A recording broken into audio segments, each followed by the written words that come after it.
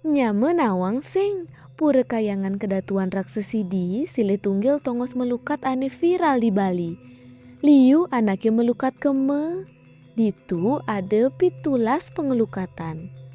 Pemangku ring pura kayangan kedatuan raksasidi ngenikang, ada mekudang-kudang tetujon anaknya ane melukat keme. Mekejang lah tetujonnya pedidi.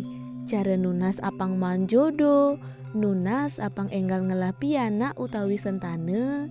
Liu masih anaknya neg tegang bayu, ulian bes liu ngelah beban hidup, lan anelenan. Yen keme patut melukat malu mare mebakti. Nah, yen ene metetujon anggon ngen tegang bayu. Apang para lelure ledang tedun lan ngicenin rejeki.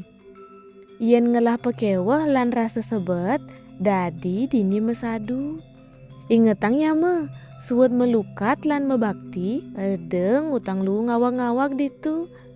Ditu subah ada wadah lu. Apang tusing nyanan kenehe dogen anening tangkil kepura, kewale disubane suwet melukat, mebakti, jegenah ide kecemerin ban lu. Sejangkep nih, lan tole di website Bahasa Bali Wiki.